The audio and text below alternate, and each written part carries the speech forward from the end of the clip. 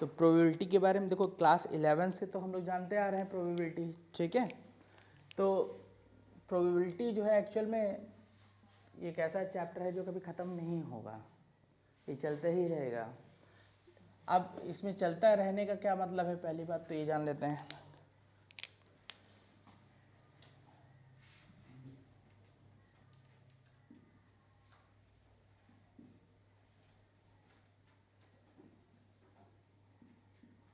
सबसे पहले प्रोबेबिलिटी के बारे में, प्रोबेबिलिटी तो पढ़नी तो जो है सीबीएसई में क्लास 9 से शुरू हो जाती है कि सैंपल स्पेस, इवेंट, ये सब शुरू हो जाता है ना कहानी। तो यहाँ पर अभी उसमें और अभी के डिफरेंस क्या होता है, जो छोटी क्लास में रहता है उसमें 10 तक में डिफरेंस ये रहता है कि उसमें सिर्फ एक ही इवेंट के लिए काम किया जाता है, एक बात। अभी जो काम होगा वो क्या होगा, मोर देन वन इवेंट के लिए, जो कि क्लास 11 से शुरू हो जाती है, क्लियर। और दूसरी बात 12th में जब हम लोग चले जाते हैं तो उसमें क्या अंतर होता है, तो पहले डिफरेंस क्या होता है कि हम लोग जो शुरुआत में पढ़ रहे होते हैं 11 में, उसमें क्या होता है कि हर चीज़ को हम लोग यानी कि सैंपल स्पेस गिवन है और इवेंट हमने निकाली, इवेंट अपॉन सैंपल स्पेस, हमारा काम खत्म हो गया। और जो 12th में है उसमें क्या हो रहा है कि जो सेकंड चीज़ है, सेकंड प्रोबेबिलिटी जो होगी वो किसके ऊपर डिपेंड करेगी, फर्स्ट के ऊपर डिपेंड करेगी।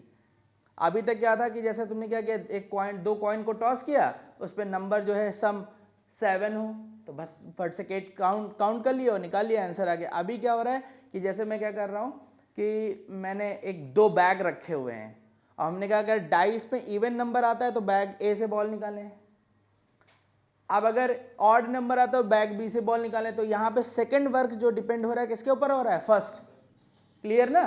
तो ये चीज़ें अब यहाँ से आनी और शुरू हो जाएंगी। तो इसको यहाँ से जो प्रोबेबिलिटी शुरू हो जाएगी क्या होगी, 11th की जो प्रोबेबिलिटी वो क्या है, टोटल प्रोबेबिलिटी, ठीक है।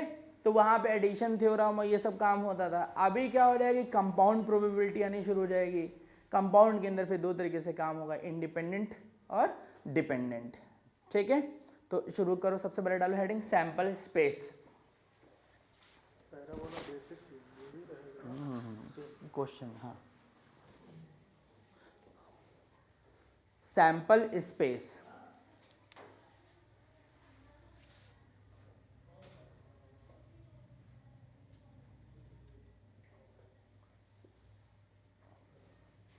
सैंपल स्पेस क्या होता है, तो यहाँ पे लिखते हैं all possible cases of event, all possible cases of event is called sample space.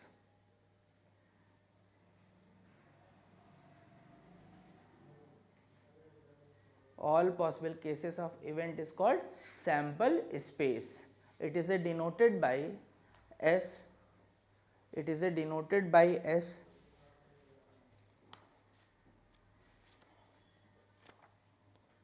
And number of element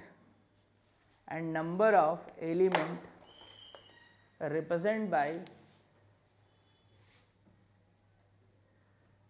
NS. तो अब यहाँ भी कौन सा पॉइंट हो गया कि जैसे अब यहाँ पर सिंपल वही जो एग्जाम्पल दो लिखते हैं हम लोग भी लिख लेते हैं, लिख लो भाई, टॉसिंग ए क्वाइन, टॉसिंग ए क्वाइन। अब जब क्वाइन को टॉस करते हैं तो यहाँ पे क्या होगा, एक क्वाइन को जब हम लोग टॉस करते हैं नॉर्मली तो उसमें क्या होता है, हेड होता है और क्या होता है, टेल। तो ये दो केस बन रहे हैं, तो ये कितने केस बने, दो। तो ये नहीं NS कितना हो गया, ये 2 हो गया। फिर सेकंड लिखो, अब 2 कॉइन को अगर टॉस करते हैं, टॉस इन 2 कॉइन, तो जब 2 कॉइन को टॉस करेंगे तो क्या होगा, जब भी देखो दो से ज्यादा, एक से ज्यादा कॉइन टॉस कर रहे हैं तो हमेशा एक कॉइन के फेस को फिक्स कर दो और उसके बाद अदर कॉइन के फेस को क्या करो, चेंज करो। अब जैसे मान लो फर्स्ट कॉइन को हमने फिक्स किया हेड, तो सेकंड में क्या आएगा, या तो टेल आएगा या फिर क्या आएगा, हेड। तो सेकंड कॉइन पे जितने भी पॉसिबल केसेस हैं वो सब लिख लो और जब वो खत्म हो जाए तो फिर फर्स्ट वाले के ऊपर फिर ध्यान दो कि क्या हो सकता था। तो यहाँ पे फर्स्ट वाले में देखते हैं, फिर से क्या, टेल हमने फिक्स कर लिया। अब सेकंड कॉइन में क्या हो जाएगा, या तो हेड हो जाएगा या फिर सेकंड कॉइन में क्या आ जाएगा, टेल आ जाएगा। तो टोटली कितने केसेस बन रहे हैं 4, तो यानी कि यहाँ पे सैंपल स्पेस जो हो गया वो क्या हो गया 4 हो गया। सिमिलरली जैसे डाइस के लिए थ्रो करते हैं तो थ्रोइंग डाइस, थर्ड, तो डाइस को जब थ्रो किया जाता था तो डाइस के थ्रो करने में क्या आता है 1 2 3 4 5 6, यानी कि मैक्सिमम यही तो आएगा। तो यानी कि इसका सैंपल स्पेस क्या आ जाएगा, एनएस का वैल्यू क्या आ जाएगा 6 आ जाएगा। देखिए ऐसे 2 डाइस 3 डाइस तक तुम जा सकते हो, कोई प्रॉब्लम नहीं है। अब दूसरी इसके बाद आगे की और बात कि इवेंट, फिर आती है नेक्स्ट हेडिंग हम लोग की इवेंट।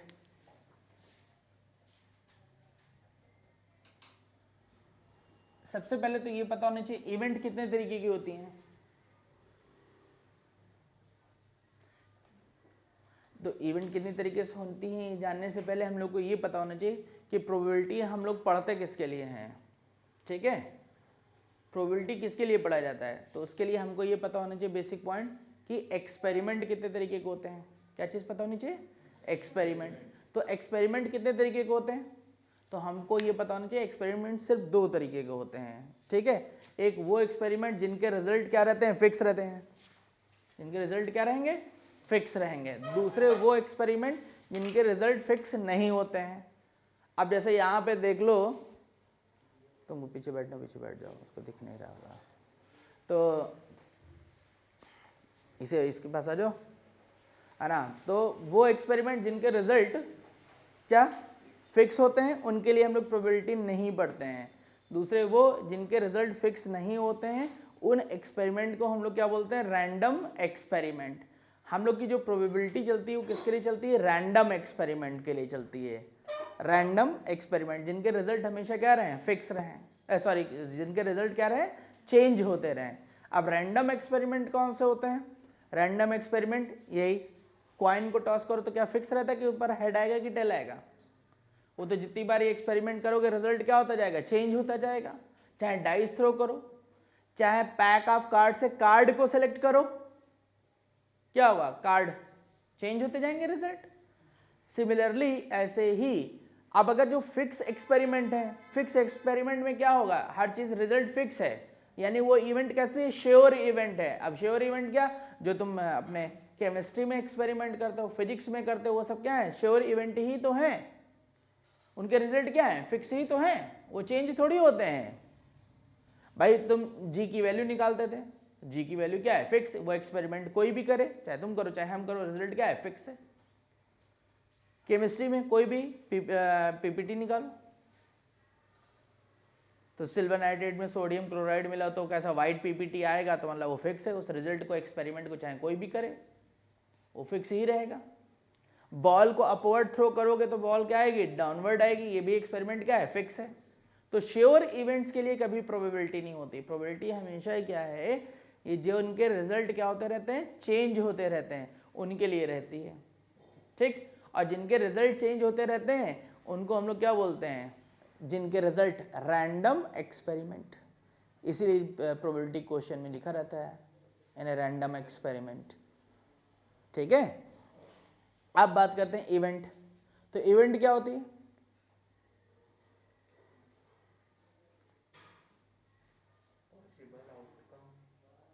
पॉसिबल आउटकम का मतलब तो ये हुआ सैंपल स्पेस। किसी भी चीज के पॉसिबल आउटकम, हम कहते हैं एक कॉइन टॉस करो तो उसका पॉसिबल आउटकम क्या है, हेड है टेल है, तो ये तो सैंपल स्पेस हो गया ना, इवेंट थोड़ी हुई।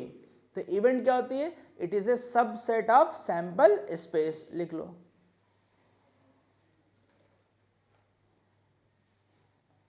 It is a subset of sample space, लिख गया। It is a subset of sample space, it is denoted by E, it is denoted by E, and number of element represented by N of E.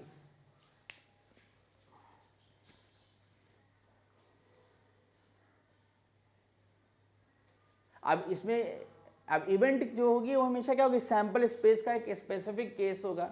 जैसे हम लोग कहते हैं even number represent on A dice. अब dice के ऊपर अगर even number represent होंगे तो कहां से निकल के आएगा भाई, डाइस पे इवन नंबर रिप्रेजेंट होंगे तो आइदर 2 होगा या 4 होगा या फिर क्या होगा 6 होगा। तो वो कहां से निकल गया, सैंपल स्पेस के अंदर ही से तो आ रहा है। तो यानी कि इसकी इवेंट जो हो गई वो क्या हो गई, 3 आ गई। तो इवेंट और सैंपल स्पेस में बात समझ में आ गई। इवेंट क्या होगा, हमेशा सैंपल स्पेस के अंदर से ही निकलेगा, इसलिए सिंपल सी डेफिनेशन ही हो जाती है, it is a subset of sample space. लिखो अब इसके आगे, बस एक एग्जाम्पल लिख के लिख दो, छोड़ दो।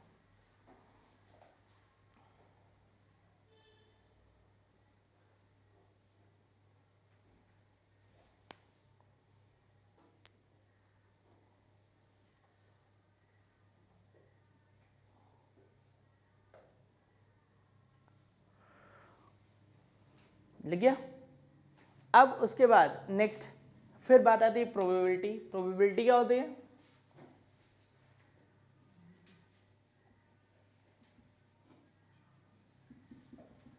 तो probability it is denoted by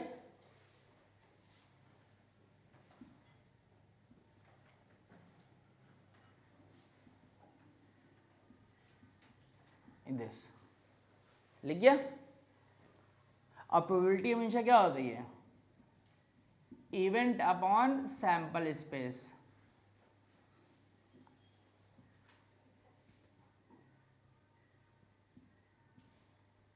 यानी कि एनी अपॉन एनएस। अब एक बात जरा ध्यान से सोचो कि जो इवेंट है वो सैंपल स्पेस का सबसेट है, तो इसका मतलब ये हुआ कि इवेंट का नंबर जो भी आएगा वो हमेशा सैंपल स्पेस से लेस ही तो आएगा। और वो जब लेस आएगा तो इसका मतलब smaller number upon larger number, तो ये जो भी रिजल्ट होगा ये हमेशा रिजल्ट कैसा आएगा, डेसिमल। इसीलिए बोला जाता है कि प्रोबेबिलिटी में जो रिजल्ट होगा वो हमेशा डेसिमल नंबर ही होगा।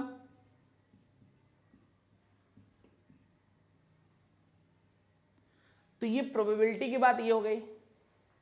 लेकिन हमें एक बात और ध्यान रखनी है, प्रोबेबिलिटी का आंसर हमेशा 0 और 1 के बीच में आएगा। लेकिन जब कोई हमसे बोलता है प्रोबेबिलिटी स्केल, तो अगली हेडिंग डालेंगे प्रोबेबिलिटी स्केल।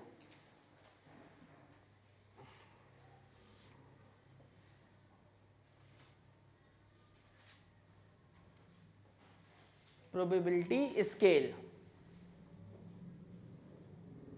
तो जब प्रोबेबिलिटी स्केल कोई हमसे बोल देगा तो उसमें हमें ध्यान रखना है कि प्रोबेबिलिटी में जो है 1 भी हो सकता है 0 भी हो सकता है स्केल में।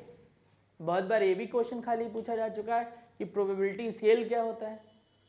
तो प्रोबेबिलिटी स्केल में हमेशा ध्यान रखना है 0 और 1 इंक्लूड रहता है। अब 0 और 1 इंक्लूड होने का मतलब क्या है, तो 1 इंक्लूड होने का मतलब पहले देखो, अगर मैं ये बोल देता हूं कि ये 1 है तो इसका मतलब ये क्या हो गया, n E upon n S equal to 1। तो यहां पर एन ई इक्वल टू क्या हो गया, एन एस। और n E equal to n S होने का मतलब क्या हो, सैंपल स्पेस के एलिमेंट और इवेंट के एलिमेंट क्या हो गए, सेम। तो सैंपल स्पेस और इवेंट के एलिमेंट सेम होने का मतलब कब हो सकता है ऐसा, तो हम ध्यान रखेंगे ये तभी पॉसिबल है जब इवेंट क्या होगी, श्योर होगी। तो यानी कि श्योर इवेंट यहां पे लिख देंगे, श्योर इवेंट।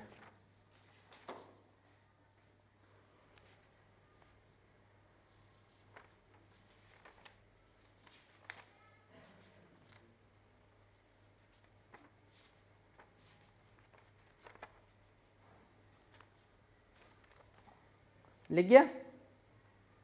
श्योर इवेंट के बाद डालो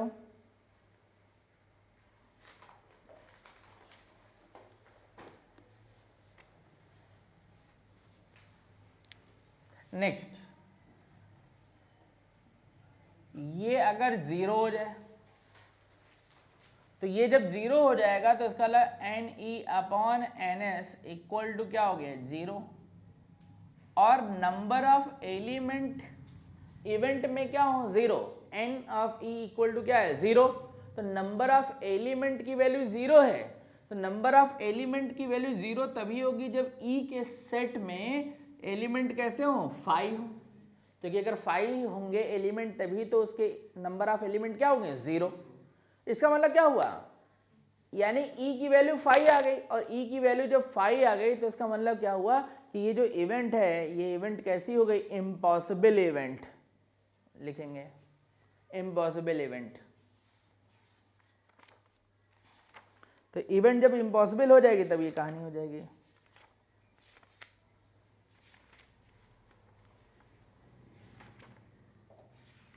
लिख गया, नेक्स्ट और आगे लिखते हैं, लिखो इम्पॉसिबल इवेंट।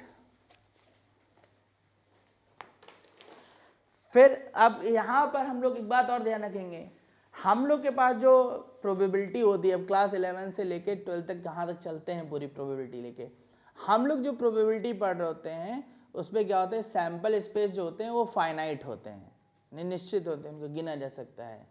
ये 11th की प्रोबेबिलिटी थी, ठीक। फिर नेक्स्ट जब हम 12th में और आगे बढ़ते हैं तो वहाँ पे हमारे पास आती है बात सैंपल स्पेस की। तो सैंपल स्पेस इस बार हम लोग के पास क्या आ जाते हैं कि कुछ इस तरीके से हो जाते हैं कि हम उनको गिन तो सकते हैं लेकिन वो थोड़े ज़्यादा होते हैं। कैसे, जैसे हम लोगों ने कह दिया कि 2 कॉइन टॉस करो तो फट से उस पर सारे केसेस बनाए जा सकते हैं, 3 कॉइन टॉस करो तो हम केस बना सकते हैं, ठीक है। अगर हम कहते हैं कि 15 कॉइन टॉस करो तो क्या हो गया, ज़्यादा केस बनने लगे कि नहीं। लेकिन एक बात इन सभी केसों के बीच में कॉमन थी, वो बात ये थी क्या कि चाहे हेड आए चाहे क्या आए टेल आए, इन दोनों के आने की जो वैल्यू है, जो प्रोबेबिलिटी है, वो सबकी इक्वल है कि नहीं है, यानी सिमेट्रिकल है कि नहीं। अरे एक कॉइन को टॉस करोगे तो जितना हेड आने का चांस है उतना ही टेल आने का चांस होगा कि नहीं होगा। तो ये डाटा कैसा कहलाएगा, सिमेट्रिकल डाटा कहला रहा है कि नहीं कहला रहा है, ठीक है। यानी कि हर केस में जो है अकरिंग इवेंट, ठीक है, या नॉन अकरिंग इवेंट है, इनके रिजल्ट्स कैसे हैं, सेम हैं। समझे बात, अकरिंग रिजल्ट या नॉन अकरिंग की बात करें हम लोग तो उनके आने की चांसेस कैसे हैं, इक्वल हैं। चांसेस क्या है, इक्वल, लेकिन है कितने, बहुत ज़्यादा हैं। यानी कि सैंपल स्पेस फाइनाइट हो लेकिन बहुत ज़्यादा हो। तो उस तरीके की प्रोबेबिलिटी को पढ़ने के लिए हम लोग पढ़ते हैं क्या, बाइनोमियल डिस्ट्रीब्यूशन। क्या पढ़ा जाता है, बाइनोमियल डिस्ट्रीब्यूशन, जिसमें सैंपल स्पेस फाइनाइट होगा लेकिन बहुत ज़्यादा होगा, ठीक है। फिर नेक्स्ट एक कैटेगरी और आती है जिसमें सैंपल स्पेस जो होते हैं वो इनफाइनाइट होने लग जाते हैं।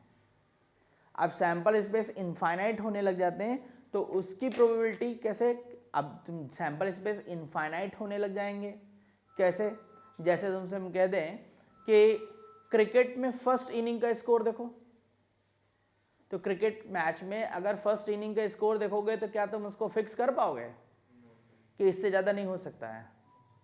वो कहाँ जाने लगा, अप टू इन्फिनिटी। या कह दें कि अब शुरू तो 0 से भी हो सकता है लेकिन जा कहाँ तक जा सकता है, इन्फिनिटी, क्योंकि कभी ख़त्म नहीं होगा। अब तुमसे कहते हैं कि मान लो ये जो है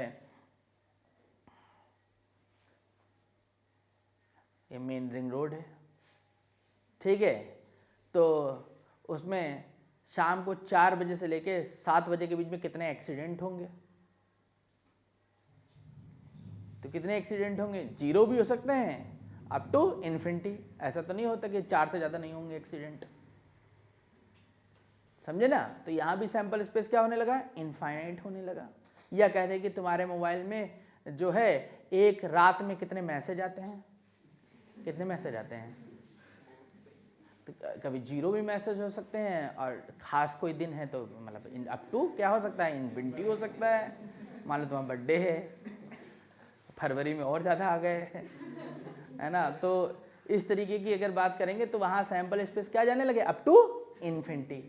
समझे? तो इस तरीके की प्रोबेबिलिटी को भी सॉल्व करने के लिए हम लोग क्या पढ़ते हैं, पॉइजन डिस्ट्रीब्यूशन।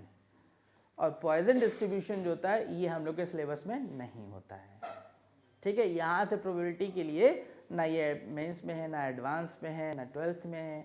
इसको पढ़ने के लिए आगे फिर जब स्टैटिस्टिक्स से लेके कोई पढ़ाई करते हैं तब फिर वहाँ पे जाते हैं, फिर इसका इकोनॉमिक्स वगैरह में भी यूज़ होना शुरू हो जाता है, ठीक है। प्रोबेबिलिटी का यूज़ जो है इकोनॉमिक्स में बहुत अच्छा होता है एप्लीकेशन। फिर नेक्स्ट उसके बाद अब सैम्पल स्पेस अभी भी रहेगा, लेकिन हम लोग के पास उस तरीके के जो क्वेश्चन जरूर हैं जिनके सैम्पल स्पेस इन्फिनिटी पे तो है, जिनका सैम्पल स्पेस क्या रहा है, इन्फिनिटी तो है, लेकिन हम उसको ज्योमेट्री से सॉल्व कर सकते हैं। वो फिगर, वो क्वेश्चन जरूर हम लोग के सिलेबस में रहते हैं जिनका सैंपल स्पेस इनफाइनाइट हो, लेकिन उनको किसे, ज्योमेट्री से सॉल्व किया जा सकता है। जैसे ये मान लो कि जो है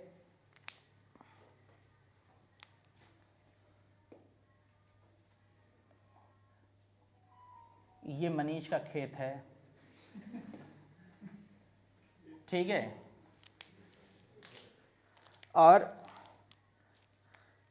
ये मनीष के खेत में घास लगी हुई है, ठीक है। क्या क्या बता रहे मनीष? हाँ, नीली इसलिए क्योंकि उसमें तभी रिकॉर्ड होगा, तभी तुम लोग को दिखेगा, ठीक है ना, वरना हरी घास दिखेगी नहीं, ठीक। तो अब उसके बाद हम क्या किए कि हम अपनी गाय लेके आ गए, ठीक है, और ये हमारी गाय है,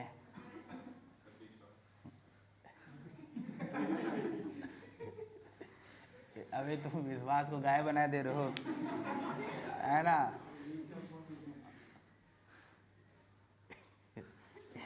ये थोड़ा एलियन टाइप की गाय है, यहाँ मिलेगी नहीं ना, हाइब्रिड गाय है, ठीक है ना। तो हम अपनी गाय लेके आए और एक ये हमने सर्कुलर आर्क बना दिया है, और हमने कहा कि मनीष के खेत में सर्कुलर आर्क में गाय घास खा जाती है, तो इसकी प्रोबेबिलिटी क्या है। अब अगर नॉर्मल कोई प्रोबेबिलिटी की बात करेगा तो नॉर्मल तो मेथड ये है कि event upon sample space is called probability. तो ये क्या करेंगे कि अपने खेत की सारी घासें गिनेंगे, कितनी घासें लगी हुई हैं इसके अंदर, ठीक। तो क्या ये घास गिन पाएंगे? नहीं गिन पाओगे, क्योंकि ये घास तो इन्फिनिटी हो जाएगी ना, कहाँ मूव करेगी, अप टू इन्फिनिटी। अब तुम वहां गिनो, फिर ये सर्कुलर आर्क में कितनी घास खाई है वो घास गिनो और इस फार्मूले में रख दो तो तुम्हारा आंसर आ जाएगा। तो यहाँ पर ये गिना नहीं जा सकता, लेकिन सैंपल स्पेस कहाँ जा रहा है, इन्फिनिटी पे। लेकिन हमने देखा ये एक ज्योमेट्री बन गई है, तो मैं क्या करूंगा कि ये जो घास जो है तो इस रेक्टेंगल के ऊपर ही तो ना, तो हम क्या कर लेंगे, इस रेक्टेंगल का एरिया निकाल देंगे। हमने इस रेक्टेंगल का क्या निकाल दिया, एरिया, और जो एरिया होगा वो किसका काम करने लग जाएगा, सैंपल स्पेस। बात समझे कि नहीं। और ये जो सर्कुलर आर्क है इसका हमने एरिया निकाल दिया, वो किसका काम करने लग गया, इवेंट का। तो प्रोबेबिलिटी क्या हो गई, इवेंट अपॉन सैंपल स्पेस, ठीक। अब अगर मान लो कि ये तो रेक्टेंगुलर फिगर था, ठीक है ना, तो यहां पर अगर मान लो कोई सॉलिड फिगर है तो हम वहां पे उसका क्या देखना शुरू कर देंगे, वॉल्यूम देखना शुरू कर देंगे कि भाई कोन के ऊपर है, समझे ना।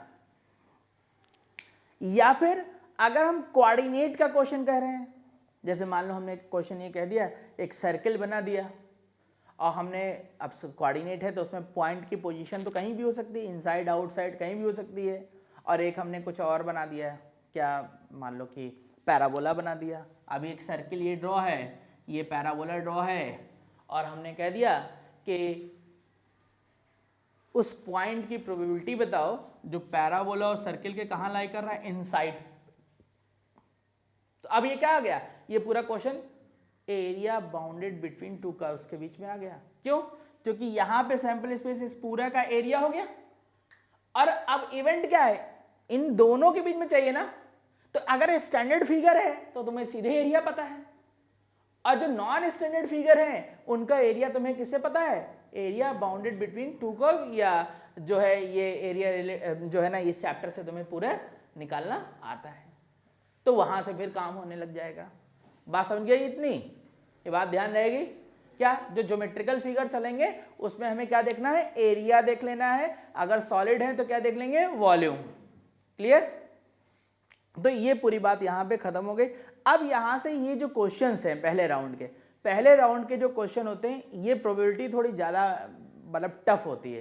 क्लास 11 तक जो हम लोग जो क्लास सीबीएसई से 9th क्लास से पढ़ते आ रहे हो, उस प्रोबेबिलिटी का अगर अलग से अगर हम लोग सही से नाम जानना चाहें तो क्या नाम है उसका, नाम है ऑक्सियोमेट्रिक प्रोबेबिलिटी, जो 9th 10th 11 में पढ़ी।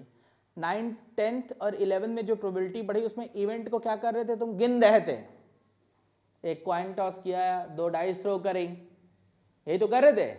लेकिन वहां पे जो चीजें काउंट कर रहे थे वो बहुत इजीली काउंट हो जा रही थी। लेकिन अभी जब उसके अंदर केस बनने शुरू हो जाएं, ठीक है, तो वो क्वेश्चन जो है ना बहुत जबरदस्त हो जाते हैं। क्यों? क्योंकि ये क्वेश्चन ऐसे थे कि जिनको अगर मुझे काउंट करना नहीं आता है तो मैं सॉल्व नहीं कर सकता हूं। जैसे हमने 2 डाइस थ्रो करी और उस पर आने वाले नंबर का सम 5 हो, अब तुम्हारे दिमाग में कुछ घुस ही नहीं रहा, काउंट ही नहीं करना जानते हो। अब 2 डाइस थी तो तुमने एक पे 6 आएगा, एक पे 5 आएगा, या एक पे 5 आएगा, दूसरे पे क्या आएगा 6। क्या किया? काउंट किया ना। अगर मुझे काउंटिंग नहीं आती तो मैं इसका क्वेश्चन सॉल्व नहीं कर सकता था। तो यहां पर अब इन क्वेश्चनों के क्या हो जाता है कि इनका स्टैंडर्ड बढ़ जाता है, काउंटिंग इनकी और ज्यादा अच्छे लेवल पे आ जाती है। ये फर्क होता है, समझे? और पैक ऑफ कार्ड के बारे में तुम्हें इंफॉर्मेशन तो है ही है, तुम लोग को तो खेलना तो आता ही होगा, है कि नहीं? ठीक, चलो, तो जो भी जरूरत लगेगी वो हम बताते चलेंगे, है ना। तो यहाँ पर ऑक्सियोमेट्रिक प्रोबेबिलिटी इसीलिए थोड़ा मुश्किल हो जाती है क्योंकि काउंटिंग अगर हमारी स्ट्रांग नहीं है, यार एक केस काउंट करने में हमसे छूट गया तो हमारा क्वेश्चन क्या हो जाएगा, गलत हो जाएगा, समझे। और बाकी इन क्वेश्चनों में कुछ नहीं रहता है। ये थी क्लास 11 की प्रोबेबिलिटी। फिर 12th की जब शुरू होगी तो क्या हो जाएगी, वो कंडीशनल प्रोबेबिलिटी शुरू हो जाएगी। तो वो प्रोबेबिलिटी थोड़ा आसान रहती है, बस उसको तुम्हें सॉल्व करने का तरीका पता होना चाहिए, वो आसान आ जाएगा काम, ठीक है। तो यहाँ से मॉड्यूल निकाल लो, क्वेश्चन शुरू हो जाएंगे पहले राउंड के।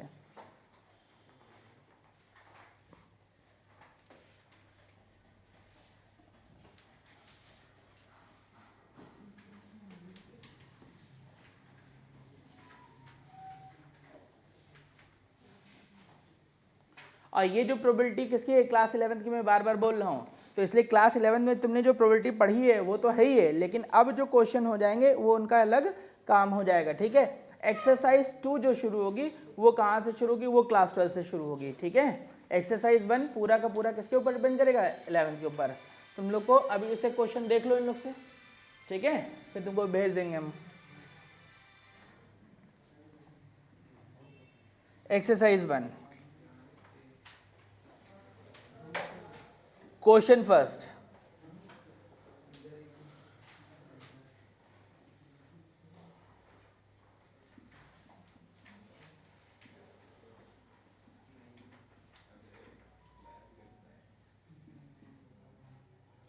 अब कह रहा है कि k is chosen at random from the interval close interval 0 to 5, find the probability of the equation to have real root। ये क्वेश्चन मेंस के लिए, एडवांस के लिए, दोनों पे के लिए ही बहुत ज्यादा इक्वल इंपॉर्टेंट होंगे, ठीक है। सबसे पहली बात कि यहां पे उसने क्या बोला है, देखो k is a chosen at random in the interval। अब ये इंटरवल दे दिया गया है, k इस इंटरवल के अंदर से चूज करना है, तो k कैसा नंबर यहां पे बोला गया है, जरा पढ़ो भाई। इस इंटरवल में जो भी नंबर चूज किया जाएगा, एक बात ध्यान से देखो, ये इंटरवल क्या है, 0 to 5, तो इसके अंदर कोई भी रियल नंबर, इसके अंदर का कोई भी रियल नंबर अगर मैं निकालता हूं तो वो नंबर कैसा आएगा, अरे वो नंबर तो इन्फिनिटी नंबर होंगे कि नहीं। अरे 0 से 5 के बीच में जो इंटरवल है, इसके अंदर से मैं कह दूं एक रियल नंबर बताओ, तो इसके अंदर तो इनफाइनाइट रियल नंबर है ना, तो सैंपल स्पेस कहां पहुंच रहा है, इन्फिनिटी। अब जब इन्फिनिटी पहुंच रहा है तो मैंने जो अभी थोड़ी देर पहले बात बताई थी कि सॉलिड अगर फिगर है तो वॉल्यूम ले लोगे, 2 डायमेंशनल है तो क्या ले लोगे, एरिया ले लोगे। अब अगर इंटरवल है तो क्या लेना है, तो हमेशा ध्यान रखना है कि अगर इंटरवल है तो वहां पे मुझे लेंथ ऑफ इंटरवल निकाल देनी है। क्या निकाल देनी है, लेंथ ऑफ इंटरवल, वही हमारा सैंपल स्पेस का काम करेगा। अब लेंथ ऑफ इंटरवल निकालते कैसे हैं वो जान लेते हैं। जैसे मान लो ये इंटरवल मेरे पास a से b है, ठीक है, तो लेंथ ऑफ इंटरवल निकालने का तरीका ये होता है ns equal to integration lower limit a to b। Probability solve integration से भी होती है, तुमको अप्लाई करने की दम होनी चाहिए तुम्हारे अंदर, ठीक है। ये a से b एक इंटीग्रेशन नहीं, डबल इंटीग्रेशन से भी सॉल्व होती है। तो ये आ गया सैंपल स्पेस। अब फाइनली हम लोग ये बार बार इंटीग्रेशन नहीं करेंगे, यहाँ पे डालेंगे लेंथ ऑफ इंटरवल, चाहे ओपन लगा हुआ चाहे क्लोज, इसमें ऐसे ही तुम्हें काम करना है। क्लियर। तो लेंथ ऑफ इंटरवल क्या सीखा तुमने, अपर माइनस लोअर, इसका नाम दे देंगे लेंथ ऑफ इंटरवल, नोट कर लेंगे। तो यहां से ns जो हो जाएगा वो कितना आ जाएगा 5 माइनस 0, यानी ns की वैल्यू कितनी आ गई 5 आ गई। अब उसके बाद यहां पे क्या बोला गया है कि हैव रियल रूट। इस इक्वेशन के जो रूट होने चाहिए वो कैसे होने चाहिए, रियल होने चाहिए। और अगर इस इक्वेशन के रूट रियल हैं तो बी स्क्वायर माइनस 4ac क्या होना चाहिए, ग्रेटर देन 0। ये मैंने सही लिखा है कि गलत लिखा है, तो यहां पे मैंने थोड़ा गलत लिखा है। क्या गलती है, गलती ये कि ये इनकम्प्लीट है, क्योंकि रूट रियल बोला है, उसने ये नहीं बोला है कि रूट रियल एंड डिस्टिंक्ट या रियल एंड इक्वल। तो जब रूट रियल बोल दिया तो उसके अंदर दोनों ही केस आ जाएंगे, क्या, रियल एंड अनइक्वल और रियल एंड इक्वल। अब यहां पे वैल्यू पुट कर देते हैं,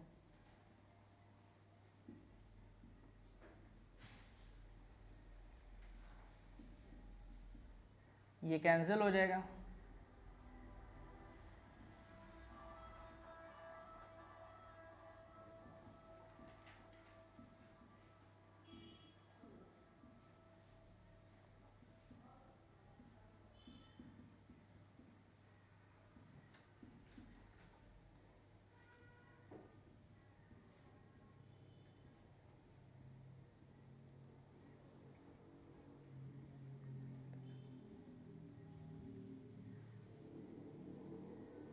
तो ये जो k का इंटरवल आ गया minus infinity to -1 union 2 to infinity आ जाएगा।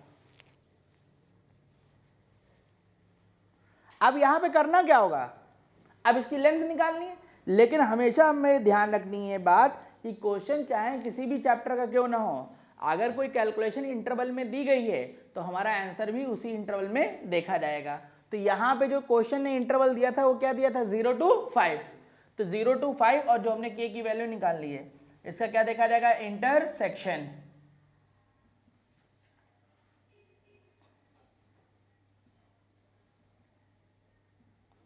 तो फाइनली जो k हमें दिख रहा है वो कहां से कहां तक दिख रहा है, 2 to 5, और इवेंट क्या होगी, अब इस इंटरवल की लेंथ, तो इस इंटरवल की लेंथ क्या हो जाएगी, ne, सीधे बताओ कितना आ जाएगा 5 माइनस 2, तो यानी कि कितना आ गया 3। अब इवेंट पता है, सैंपल स्पेस पता है, तो प्रोबेबिलिटी मिल जाएगी हम लोग को। प्रोबेबिलिटी क्या हो जाएगी, इवेंट अपॉन सैंपल स्पेस, खत्म। इस क्वेश्चन को अब नोट कर लो। Next question number second. अब क्वेश्चन नंबर सेकेंड में क्या बोल रहा है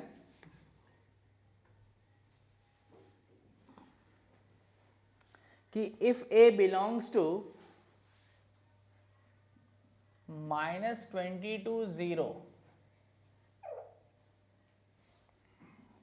then find the probability that graph of the function, ये फंक्शन दिया गया, graph of the function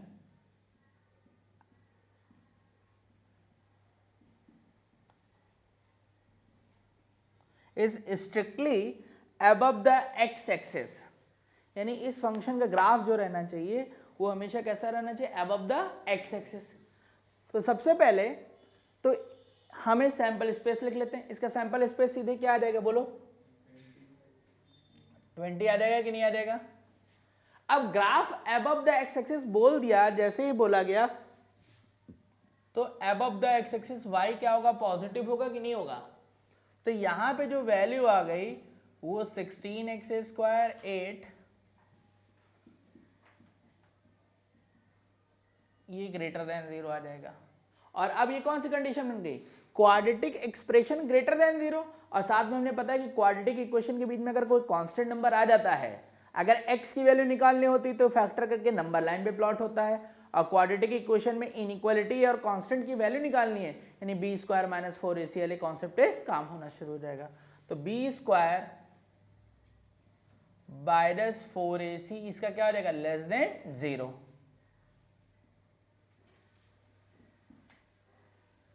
four ए की जगह 16, सी की जगह ये कितना आ जाएगा 64,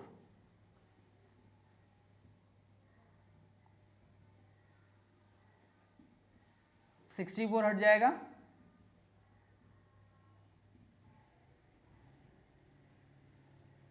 तो ये a² + 25 + 10a + 7a + 5 less than क्या आ जाएगा 0।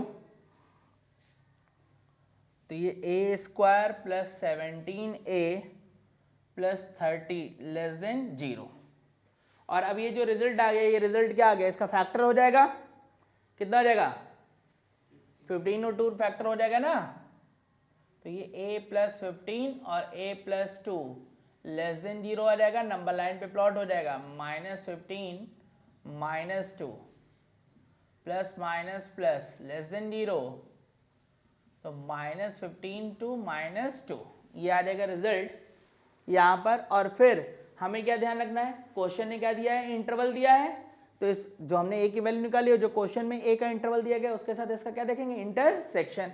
तो यहाँ इंटरसेक्शन देख लेते हैं, ये -20 से 0, ये क्या आ रहा है -15 to -2, ये तो इसी के अंदर ही आ जाएगा, कोई प्रॉब्लम पे। तो यानी कि इवेंट जो हो जाएगी वो क्या आ जाएगी हम लोग के पास, कितना आ गया टोटल b - 1, तो कितना ये 13 आ जाएगा ना। तो प्रोबेबिलिटी यहाँ पे लिख ली जाएगी, इवेंट अपॉन सैंपल स्पेस 13/20। अब लिख लेंगे ये क्वेश्चन। फिर नेक्स्ट अगला question, question number 3। Question number 3 में क्या बोल रहा है, 2 number x belongs to real and y belongs to real are selected such that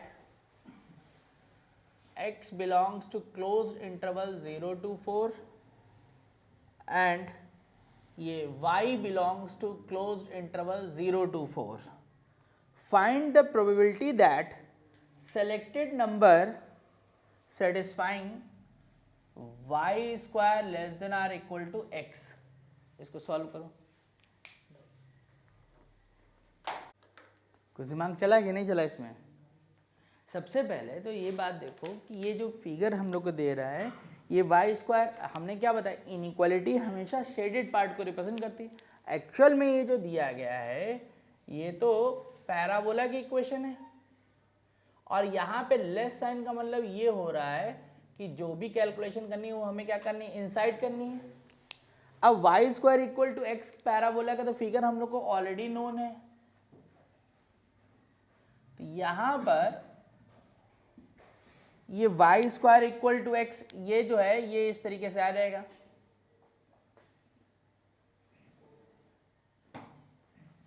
ये आ गया। अब क्वेश्चन ने ये बोला है कि x और y के इंटरवल हम लोग को दे दिए गए हैं, और हमें पॉइंट इस तरीके से सिलेक्ट करना है जो इस पैराबोला की कंडीशन को क्या कर रहा हो, सेटिस्फाई।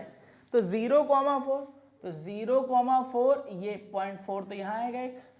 अच्छा अब एक बात जरा सोचने वाली है, 4 देखो मैंने यहाँ y एक्सिस पे भी 4 बनाया, तो इनसे जो पॉइंट आएगा जरा ध्यान दो। देखो अगर मैंने इसको ऐसे कट कर दिया तो ये फिगर के हिसाब से ये पॉइंट हमें कर्व के ऊपर दिख रहा है कि नहीं दिख रहा है, लेकिन ये गलत है। क्यों गलत है, वो इसलिए क्योंकि फिगर तो हम लोग मैनुअल बना रहे हैं, कोई स्केल लेके थोड़ी कर रहे हैं। तो इसलिए जब इस तरीके की सिचुएशन है तो हमें पहले ये चेक करना पड़ेगा जो 4,4 वाला पॉइंट है ये वाकई में पैराबोला के ऊपर है कि अंदर है कि बाहर है, हमें चेक करना पड़ेगा। तो चेक करो जरा यहाँ पे पॉइंट, तो यहाँ पे y भी 4 हो गया और इस कंडीशन में पुट कर दोगे पैराबोला में। तो जब ये पुट करोगे तो ये रिजल्ट कैसा आ रहा है, पॉजिटिव आ रहा है कि नहीं आ रहा है। तो रिजल्ट पॉइंट पुट करने पर अगर पॉजिटिव आता था तो गिवन पॉइंट क्या होता था, आउटसाइड। तो एक्चुअल में जो पॉइंट है ये यहाँ ना होके ये पैराबोला के कहाँ पे चल रहा है, आउटसाइड चल रहा है। ये कुछ इस तरीके की सिचुएशन है। अब हमारी जरूरत जो है, सबसे पहले सैंपल स्पेस सोचते हैं। तो सैंपल स्पेस क्या होना चाहिए, x का वैल्यू 0 से 4, y का वैल्यू 0 से 4 के बीच का कोई भी पॉइंट हो सकता है, वही तो सैंपल स्पेस होगा। तो ये 0 से 4 तक का जो पार्ट दिख रहा है ये हम लोग को क्या दिख रहा है, एज ए रेक्टेंगल दिख रहा है कि नहीं दिख रहा है। तो इस रेक्टेंगल का एरिया तो मैं सीधे लिख सकता हूं। तो इसका एरिया जो आ जाएगा वो क्या आ जाएगा, 4 × 4, तो कितना आ जाएगा, ये 16 आ जाएगा कि नहीं आ जाएगा। अब इवेंट क्या होगी, इवेंट जो होगी वो इस वाले पार्ट को सेटिस्फाई करने वाली होनी चाहिए कि नहीं होनी चाहिए। तो ये जो एरिया हुआ ये एरिया हम लोग को कहां दिख रहा है, on the x axis parabola पे।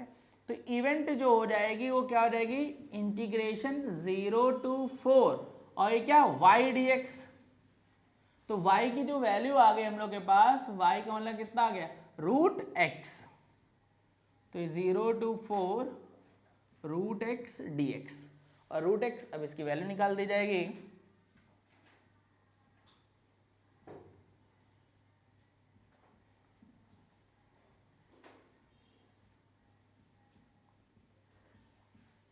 तो यहां पर इवेंट तो ये कितना आ जाएगा, 2/3 इंटू ये 2 स्क्वायर हो गया तो 2 क्यूब। तो फाइनली इवेंट जो आ गई ये 16/3 आ गई। तो प्रोबेबिलिटी जो हो गई वो इवेंट अपॉन सैंपल स्पेस, तो ये 16/3 और अपॉन 16 कितना आ जाएगा, 1/3। ये इसका आंसर आ जाएगा। नोट करो इसको, फिर इसके बाद next question. Next question number 4।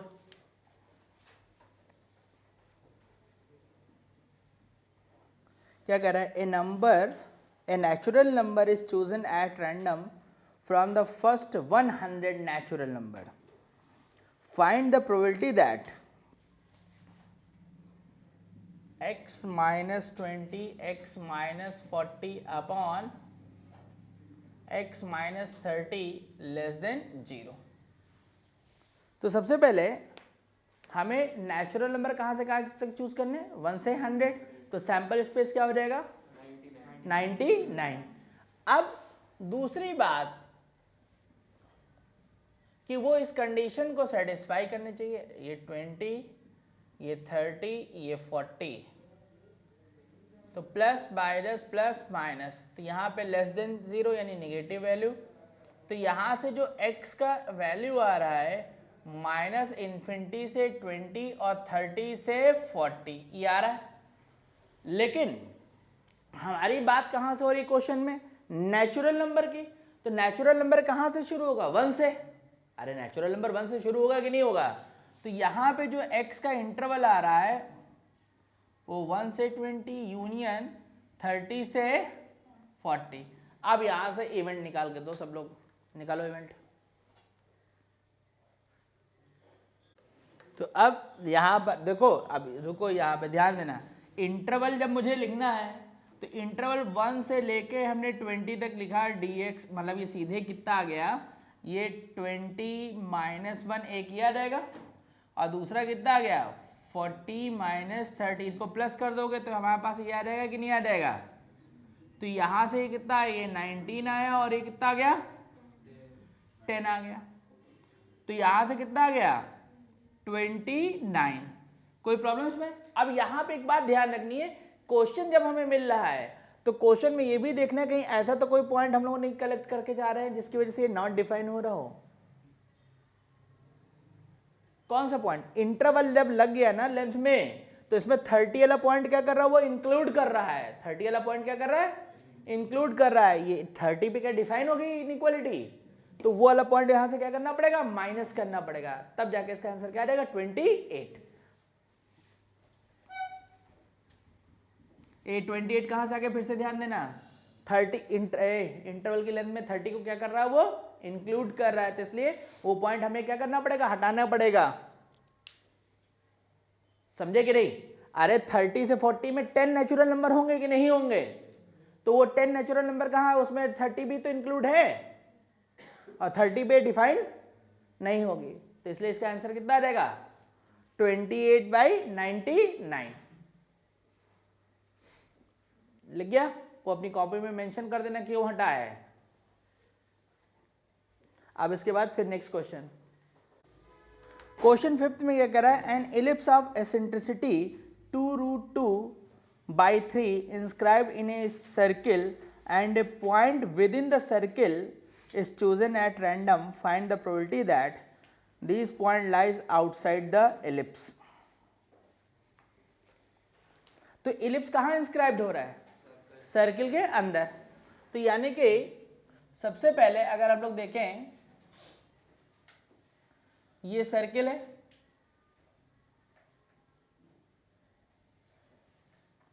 इसके अंदर इलिप्स इंस्क्राइब्ड हो रहा है, ये ठीक।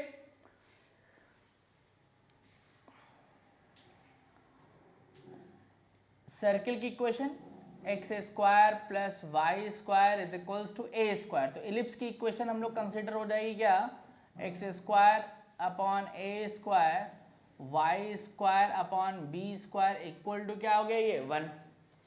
ठीक। अब हमारी जो रिक्वायरमेंट है, दूसरी बात उसने कहा eccentricity of ellipse is this. तो एसेंट्रिसिटी हमें जो गिवन है वो क्या है, 2√2/3। तो b और a और e के बीच में रिलेशन होता है इलिप्स में, b² is equals to a², 1 minus क्या, e²। क्वेश्चन प्रोबेबिलिटी का जरूर है, लेकिन जो बेसिक यूज हो रहा है वो वहीं से यूज हो रहा है, 8/9। तो ये कितना हो जाएगा, a²/9। तो ये b² की वैल्यू हम लोग को मिल गई। अब जो इवेंट है वो क्या कह रहा है कि point lies outside the ellipse, लेकिन सैंपल स्पेस क्या होगा। अब इस बार जो फिगर ये हमें बन रहा हुआ मिल रहा है, ये फिगर में क्या पॉइंट हमारा इनसाइड सर्किल होना चाहिए, एक तो ये कंडीशन हो गई। और सैंपल स्पेस का मतलब क्या हुआ, उसमें हम ये नहीं देखेंगे एलिप्स के आउटसाइड है कि नहीं है, क्योंकि all possible cases of event is called sample space. तो यहाँ पे जो सैंपल स्पेस आ जाएगा, ये सर्किल का क्या आ जाएगा, एरिया आ जाएगा। तो सर्किल का एरिया तो स्टैंडर्ड सीधे पता है, तो क्या हो जाएगा πa², क्योंकि यहाँ सर्किल की रेडियस क्या बन जाएगी, हम लोग को a मिल जाएगी कि नहीं मिल जाएगी, ये सर्किल की रेडियस आ गई। अब उसके बाद आती है इवेंट की बात। तो इवेंट में हमें क्या ध्यान रखना पड़ेगा सिस्टम, यहाँ पे इवेंट में ध्यान देना पड़ेगा कि पॉइंट सर्किल के इनसाइड भी हो और साथ साथ इलिप्स के वो क्या हो, आउटसाइड। तो ये हमें कैसे मिल पाएगा, तो हम लोग ये देख रहे हैं ये तभी मिल पाएगा जब सर्किल के एरिया से इलिप्स का एरिया क्या कर दिया जाए, माइनस। और इलिप्स का एरिया हमने सीधे भी बताया था कि इसको स्टैंडर्ड याद रखेंगे कि एरिया ऑफ इलिप्स क्या होगा, πab। तो यहां से सर्किल का एरिया πa² माइनस πab, और यहां से b का रिजल्ट हम लोग को ऑलरेडी नोन है, b की वैल्यू जो है वो कितनी आ गई है, a/3।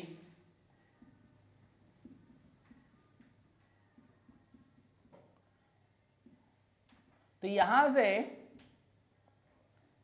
2πa²/3, तो यहां से प्रोबेबिलिटी जो आ जाएगी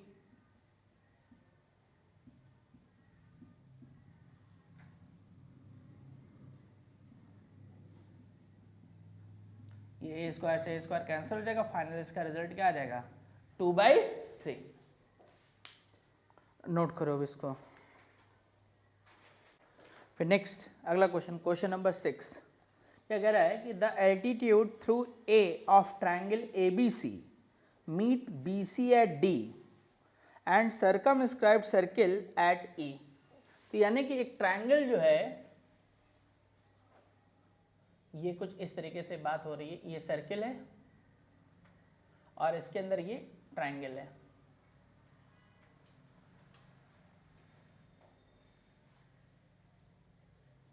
ये ट्रायंगल क्या है, ए बी सी, और इस ट्रायंगल ए में एक एल्टीट्यूड ड्रॉ किया जा रहा है ए से, जो बी सी को मीट कर रहा है डी पे।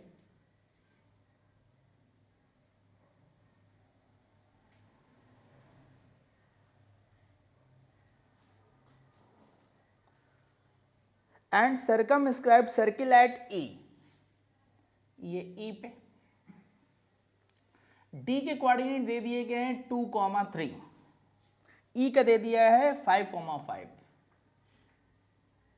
और फिर क्वेश्चन ने क्या कहा है कि the ordinate of ortho centre being a natural number, find the probability that ortho centre lies on the line y equal to 1, y equal to 2, y equal to 3 up to y equal to 10। तो एक बात हम लोग को ध्यान है, ortho centre क्या होता था, it is a meeting point of altitudes. तो यानी कि आर्थो सेंटर कहीं ना कहीं इसके ऊपर ही होगा, कहीं ना कहीं। अब आर्थो सेंटर जो है वो नेचुरल नंबर है, एक बात हमें दिमाग में है, और साथ में आर्थो सेंटर कुछ कोऑर्डिनेट होगा x, y। आप कह रहे हैं find the probability that ortho centre lies on the line, यानी आर्थो सेंटर का ये जो पॉइंट है, ध्यान देना, आर्थो सेंटर का ये जो कोऑर्डिनेट है वो इस लाइन को भी, इस लाइन को भी, इस लाइन को भी, इस लाइन को, ये जितनी भी लाइनें हैं 1 से लेकर 10 तक, इन सभी को क्या करना चाहिए, सेटिस्फाई करना चाहिए, क्योंकि इसके ऊपर लाई कर रहा है। एक बात तो हमें निकालना है, फिर यहां पर यही बात की प्रोबेबिलिटी निकालनी है कि आर्थो सेंटर जो होगा वो इस लाइन के ऊपर लाई करेगा। अब वो कैसे लाई करेगा ये तुमको सोचना है। तो सबसे पहले सैंपल स्पेस, तो सैंपल स्पेस में तो हमको क्या होगा कि हम ये मानेंगे कि आर्थो सेंटर ये सभी के सभी लाइनों पे लाई कर रहा होगा। All possible cases of event is called क्या, सैंपल स्पेस। तो यानी कि सैंपल स्पेस कितनी लाइन है यहाँ पे, 10 लाइनें हैं, तो 10 की 10 लाइनों के ऊपर लाई कर रहा होगा। अब हमें सिर्फ इवेंट निकालनी है। इवेंट निकालने का मतलब ये हुआ कि यहां पे हमें सिर्फ और सिर्फ वही लाइनें देखनी है जो इस कंडीशन को क्या कर रही हो, सेटिस्फाई। यानी कि आर्थो सेंटर इस लाइन को क्या कर रहा हो, सेटिस्फाई, सिर्फ वही कंडीशन चेक करनी है। तो अब वो कंडीशन कैसे निकलेगी ये सब लोग सोचो, 1 मिनट दे रहे हैं तुम्हें, 1 मिनट का टाइम। तो यहां पे कैलकुलेशन कैसे होगी, देखो एक तो अगर जैसे कुछ लोग ये सोच रहे हो कि ये कोलिनियर है, ओडी इक्वल टू डी मैं कर दूंगा, तो मैं फिर से बोल रहा हूं कि इनका स्लोप ऑफ ओडी और स्लोप ऑफ डीई इक्वल करोगे तो क्या होगा, एक्स और वाई के बीच में रिलेशन आएगा। अब रिलेशन आने के बाद क्या करोगे, ये लाइनें उसमें पुट करोगे। तो लाइनें जब तुम पुट करोगे तो वहां से जो एक्स की वैल्यू आ रही हैं, ठीक है, उनसे कैसे आइडेंटिफाई करोगे कि कौन सा सही है। तो उसको सही तुमको, क्योंकि उसमें वाई की वैल्यू पुट करते जाओगे तो एक्स के रिजल्ट आते जाएंगे कि नहीं आते जाएंगे। तो तुम्हारे पास यहाँ पे कोई तरीका और होना चाहिए जिससे तुम्हें पता चल पाए कि मैं y की वैल्यू कौन कौन सी लूं जिसके लिए x भी डिफाइन हो।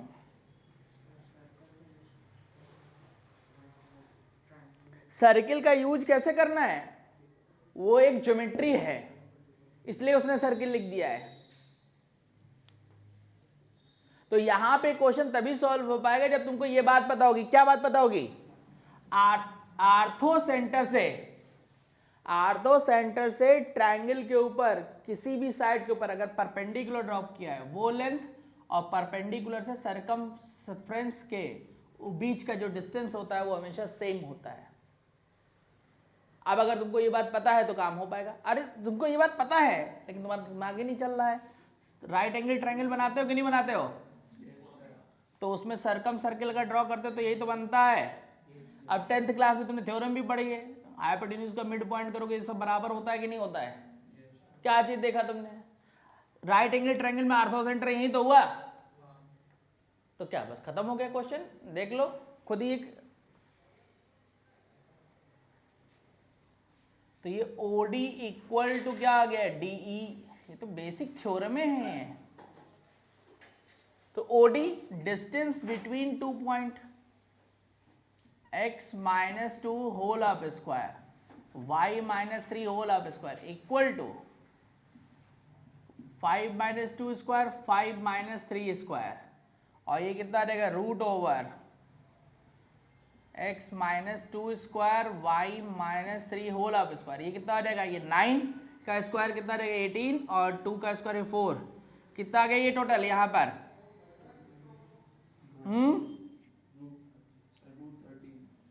रूट 30।